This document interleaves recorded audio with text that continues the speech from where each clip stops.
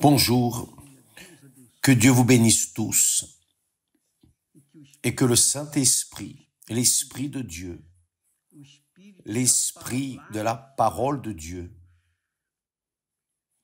vienne vous conduire en accord avec la volonté de Dieu pour que tous aient une vie de qualité, que tous soient libres et une vie de qualité.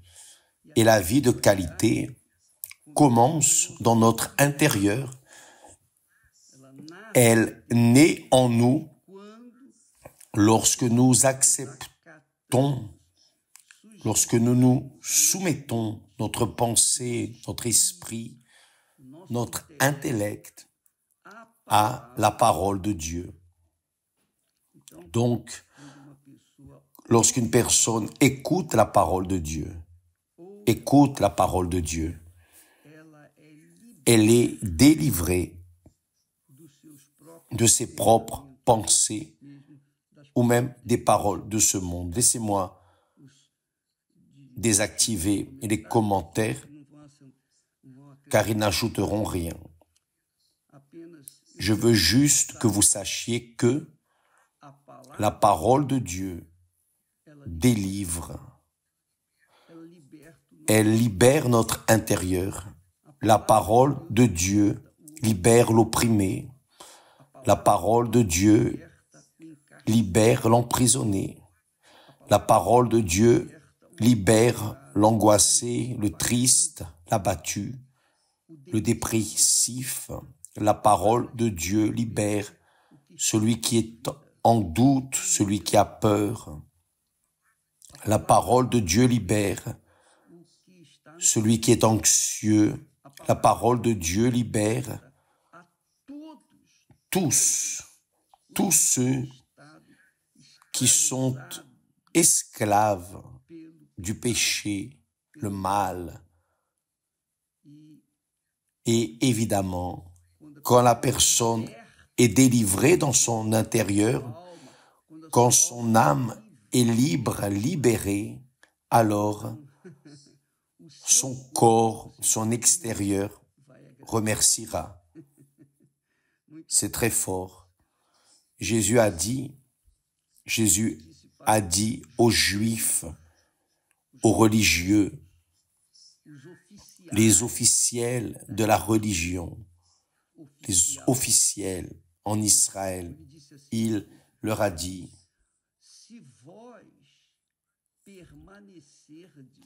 si vous demeurez dans ma parole, vous êtes vraiment mes disciples.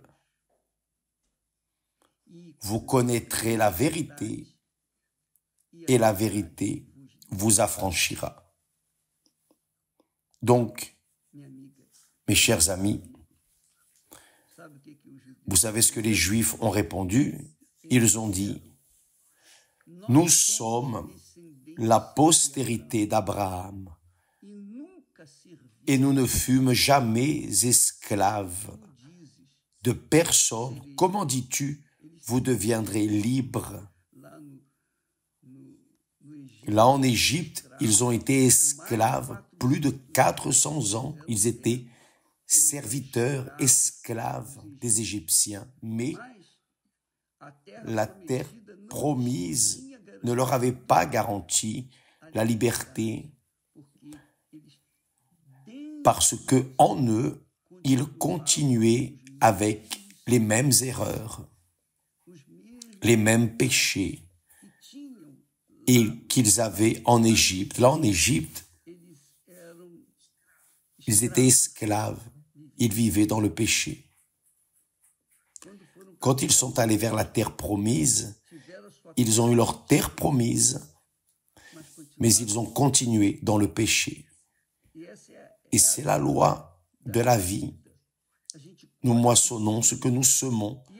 Et maintenant, Jésus leur parlait en disant, vous serez libres. Ils ont dit, non, nous ne sommes pas esclaves de quiconque. Nous n'avons jamais servi personne. Ils étaient en train de mentir. Mais ils ne comprenaient pas cela. Ils ne comprenaient pas qu'ils étaient emprisonnés, servant l'erreur, le péché. L'erreur, pourquoi? N'étaient-ils pas religieux? Ils étaient religieux. Est-ce qu'ils n'accomplissaient pas certaines règles de la religion judaïque? Bien sûr, mais ils accomplissaient ce qui était facile, non ce qui était difficile. Ils accomplissaient ce que la chair pouvait faire, mais pas leur âme. Leur âme était attachée, prisonnière à la convoitise et toutes ces choses. Donc Jésus a dit, si vous demeurez dans ma parole, vous êtes vraiment mes disciples. Et ma parole, qui est la vérité, vous connaîtrez ma parole et ma parole vous affranchira. Donc, mes amis, quel que soit votre problème, quel que soit votre problème, qu'il soit d'ordre sentimental, d'ordre de la santé, d'ordre économique, familial, quel que soit votre problème, quel que soit votre problème extérieur, il se résout dans votre intérieur, dans votre âme. Il ne sert à rien d'aller au gymnase, d'avoir un corps formé, de gagner tout l'argent du monde. Il ne sert à rien d'avoir le succès du monde, d'avoir tout ce que vous aimeriez avoir dans ce monde. Si votre intérieur est emprisonné, rendu esclave par le mal, par l'esprit du mal, alors vous allez continuer d'être esclave du mal. Et seulement la parole de Dieu, qui est Dieu en esprit, est capable de vous délivrer. Et il n'y a rien à payer. Il n'y a rien, absolument rien à payer, zéro. Maintenant, bien sûr, vous allez devoir renoncer à certaines choses auxquelles vous êtes attaché. Par exemple, votre religion, quelle que soit la religion, qu'elle soit la religion catholique, évangélique, le judaïsme, les musulmans, peu importe la religion spirite, peu importe la religion que vous professez, candomblé, peu importe ce que c'est. Vous êtes un être humain, vous êtes une personne, vous êtes plus grand que votre religion.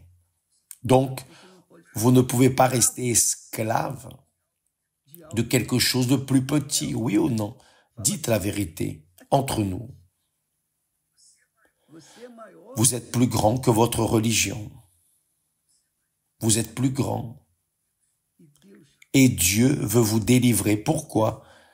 Parce que votre religion ne vous a pas apporté votre délivrance. Elle n'apporte pas de liberté. Votre âme continue prisonnière, triste, abattue. Vous vous êtes marié 1, 2, 3 fois. Vous essayez d'être heureux par la force de votre bras. Et là, qu'est-ce que ça donne? De la tristesse, des déceptions, frustration. Vous êtes cette personne triste par sa propre nature. Parfois, vous vous maquillez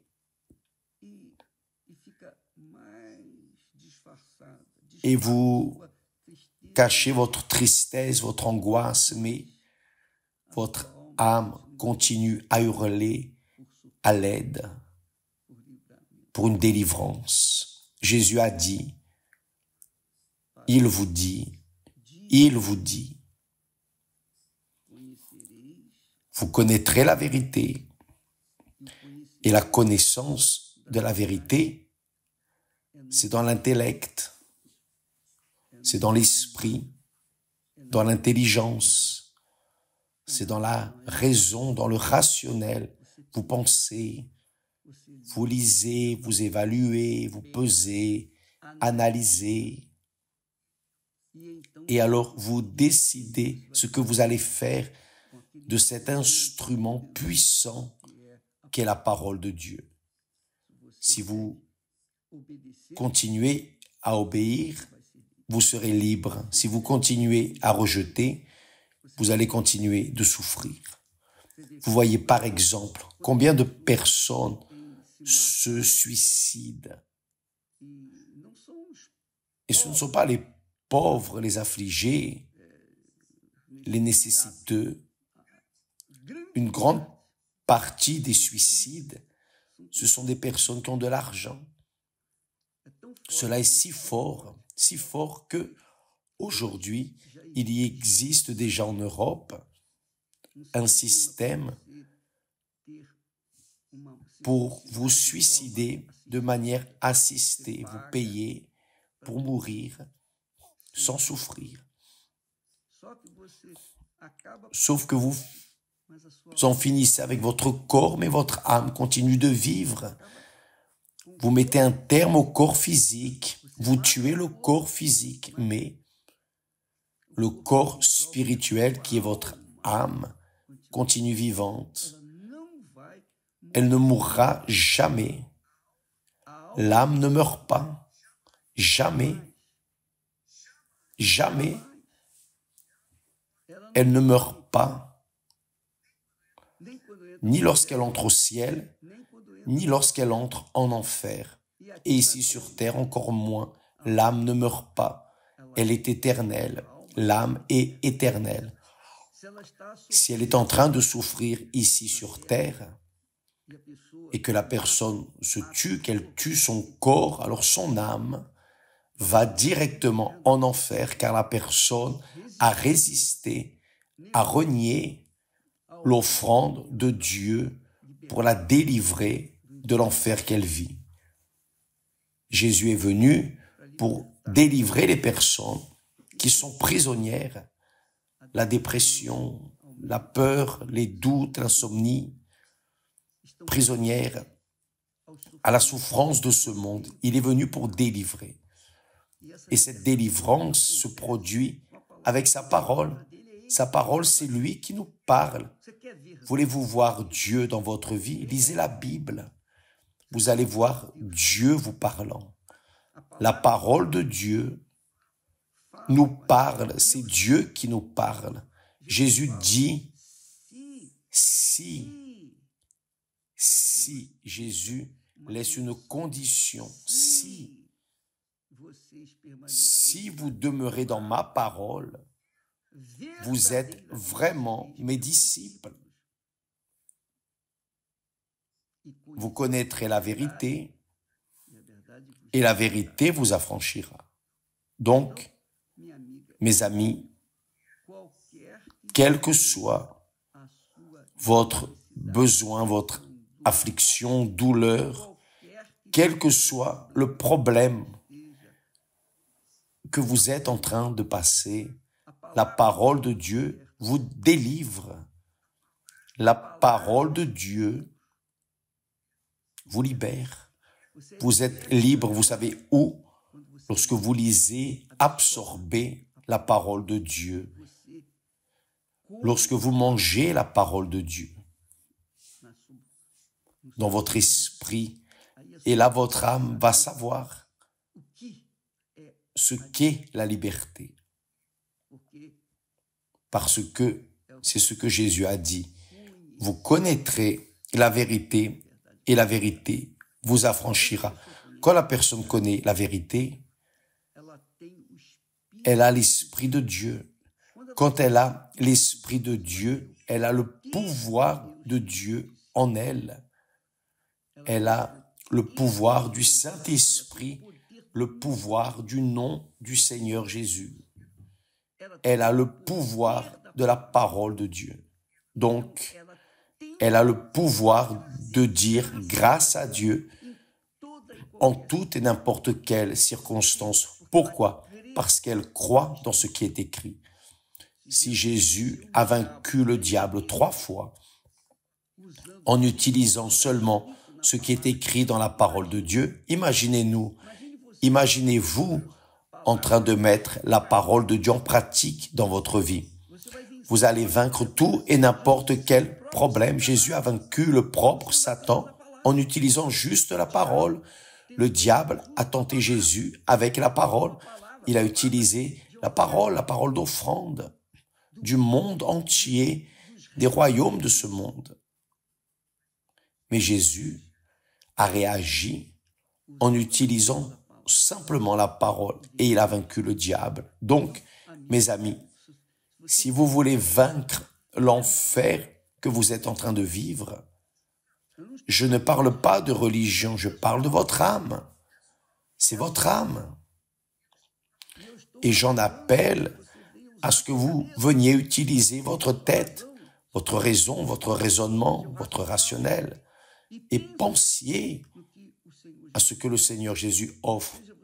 Que vous soyez croyant ou incrédule, peu importe si vous méritez ou non, Dieu ne nous traite pas en accord avec nos mérites, mais en accord avec notre foi. Si nous avons la foi dans sa parole, il nous répond, peu importe si nous sommes sorciers, pères de saints, mères de saints, catholiques, juifs, évangéliques, musulmans, peu importe. Il répond à tous ceux qui appuient leur croyance, leur foi sur sa parole. Parce que sa parole ne revient pas sans effet. Donc, cela est possible pour toutes les personnes qui connaissent la parole de Dieu. Vous connaissez la parole de Dieu, utilisez la parole contre le mal qui est dans votre vie. Vous avez le pouvoir de réprimer le diable, vous avez le pouvoir de réagir, de vous révolter contre cette situation critique que vous vivez. Non vous révoltez contre les personnes, mais vous révoltez contre le mal que les personnes utilisent pour vous atteindre. Beaucoup de personnes, malheureusement, me haïssent. Je ne sais pas pourquoi, mais elles me haïssent. Donc, au lieu de vouloir leur mal, de réagir en accord avec leur volonté, ce qu'elles veulent, le mal qui est en elles, elles veulent que je les maudisse, mais jamais je ne ferai cela. Bien au contraire, je vais prier pour ces personnes. Parce que le mal qui est dans les personnes qui font le mal veut justement cela, que nous venions à réagir contre les personnes. Mais ce n'est pas contre les personnes. Notre guerre n'est pas contre les personnes, mais contre les esprits immondes, les pouvoirs de l'enfer qui agissent dans ce monde. Donc, contre le pouvoir de l'enfer, vous devez réagir vraiment, vous devez vous révolter vraiment, non contre les personnes, car les personnes sont utilisées par le mal. Les personnes sont utilisées par le mal, et le mal veut précisément cela, que nous venions maudire les personnes. Mais nous n'allons pas le faire. Pourquoi? Parce que nous savons que notre lutte n'est pas contre la chair, ni contre le sang, contre les personnes, contre un tel ou un tel. Notre lutte est contre le mal. Et contre le mal, Dieu nous a donné l'autorité de sa parole, de son nom, de son esprit, pour que nous venions vaincre le mal. Donc, mes amis, lorsque vous serez en train d'affronter n'importe quelle situation, ne mettez pas les personnes comme des instruments ou, disons, les personnes, considérant les personnes mauvaises. Non, elles sont en train d'être utilisées par le mal. Et le diable veut précisément cela. Il veut susciter en nous de la colère contre les personnes pour que nous aussi venions à être fracassés dans la foi. Mais la Bible enseigne, la parole de Dieu enseigne, le Seigneur Jésus lui-même enseigne, vous connaîtrez la vérité et la vérité vous affranchira. C'est sa parole, donc vous pouvez vous délivrer. Si vous voulez, vous allez vous affranchir quand vous utiliserez la parole de Dieu. Et vous allez dans la bonne mesure, au point crucial, la racine, l'essence du mal, qui est l'esprit immonde qui agit dans la vie des personnes. Les personnes tuent, les personnes volent, les personnes adultèrent, font tout ce qui n'est pas bon, dirigées par le mal. Elles sont dirigées par le mal. Mais Jésus a dit, vous connaîtrez la vérité et la vérité vous affranchira. Vous savez, si vous ne savez pas, vous allez le savoir. J'étais une personne extrêmement perturbée. J'étais très possédé, très possédé. Vous n'imaginez pas. Mais je n'ai jamais manifesté. Les esprits immondes qui étaient en moi n'ont jamais manifesté, Savez-vous comment j'ai été délivré? J'ai été libéré par la parole de Dieu. Lorsque je lisais la Bible, lorsque j'ai embrassé la parole de Dieu, lorsque j'ai bu de la parole de Dieu, lorsque j'ai mangé de la parole de Dieu, car la parole de Dieu est notre pain quotidien. C'est la manne que Dieu déverse pour tous ceux qui croient en lui.